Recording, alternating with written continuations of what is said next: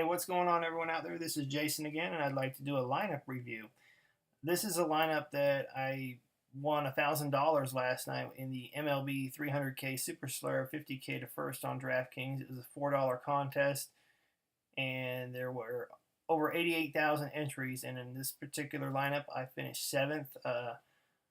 I won a total profit of about $1,900 in this contest because I did have several other lineups that placed in the top 100 just as well. But I want to discuss this lineup and how I created it with Fantasy Labs and some of my own little creative techniques, and basically show you how I had this success because it was an awesome night.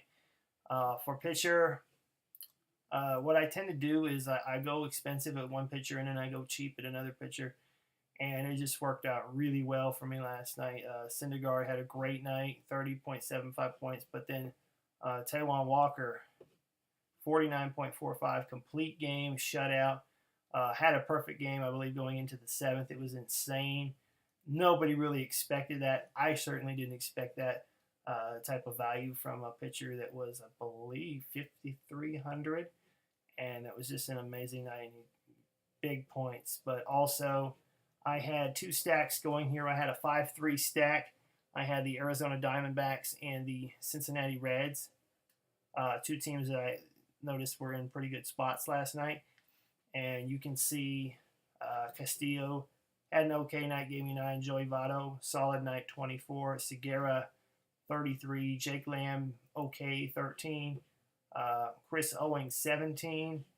Adam Duvall, 16. Schebler gave me 8.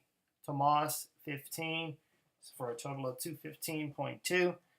And I created the lineup using Fantasy Labs, and basically what I like to do with baseball is I try to just stack two teams and just do a 5-3 stack and make mix and match combinations just to see what would happen, and it seems to have worked out for me very well. So I look at the stack feature on Fantasy Labs. By the way, this is my own model that I created. The other models are really good too. The Bales model, CSU Ram, and the Sports Heat. They're all really good models, but the reason I created my own model was I wanted to have a little bit different lineup look in the tournaments, because when you get to that higher point where you're competing for the top 10 prizes and those top really high GPP prizes, you want to have a little bit different lineup. You want to have somebody different in there that can give you a shot at winning a tournament. So that's what my thought process was. And so I'm going to show you what I was looking at under the stack feature. I kind of play around with all three of them, the rating, the pro, trends, and the ISO. And one thing I had noticed with the pro trends was Arizona was just off the charts. They were just showing up all over there. And you go back to rating, which is the default. There's a lot of Colorado that shows up too, but there was one Arizona. And then Minnesota, who also had a good night, showed up in the ISO. And they were a team that I did not quite stack as much as I should have. And I believe I missed Polanco in some of those stacks too. So I didn't have Minnesota, but I did have Arizona, and I did have Cincinnati. And what happened here, I look at it, and you see most players are going to play against the lefty pitcher. They're going to play all the righties. Well, on this particular lineup that I created, I did use Jake Lamb. And Jake Lamb did only give me 13 points, but he was the one unique player that I had that pretty much, I think only one other player in the top 30 had. And so it gave me sort of an edge, because if Lamb had hit a home run, then I would have jumped all the way up into second place, which would have been awesome. But it's sort of a leverage play, and it's something that I'm going to use a little bit more in the future. Try to have at least one lefty in there when you're or one righty, depending on what type of stack you're using. So that's kind of what I did. What I like to do is sort the teams out alphabetically, and I'm looking at the teams And I'm looking at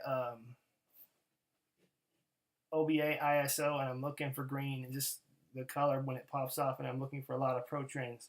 When I see that, even besides the stacks and everything, besides the Vegas totals, I see, wow, they're just in a really good spot, and everything was pointing in Arizona's direction last night. And I like targeting that ballpark because a lot of people love Coors, but Arizona is just as home run friendly as Coors. So that's another thing I was looking at with Cincinnati again. The numbers were popping off at me against Milwaukee, against Garza, and so I had to play some of their better hitters. What I like to do tend to do with my short stacks, because I will make, this is sort of the way I do my lineup construction. And what I'll do is come in there with Cincinnati, and I'll look at the players I want for my short stack, and I know automatically I wanted Votto and I wanted Duvall, and since they were facing a righty, I did want another lefty, and Schebler fit that protocol. So then I went back up to Arizona. This is going to be my main stack. I filled it in with Castillo and Segura, Lamb, and Owings. And I filled the last spot on this one with Tomas. So, and then the last thing I always fill in is pitcher. And in this particular slate, I'm looking at rating on pitcher, but I'm also looking at some other things too. And Syndergaard was just somebody I like to play, and then I used the 5,500, and I had, this is basically how I play Walker. I don't think there was any science necessarily to it other than the Angels aren't a great hitting team, and I think that was my theory behind it, and that is how I created that lineup, and that's how I made it a little bit more unique than some of the other lineups up there at the top. And I had a great night, and it was awesome, and I'm going to have more of these. Thank you, Fantasy Labs. And y'all have a good night.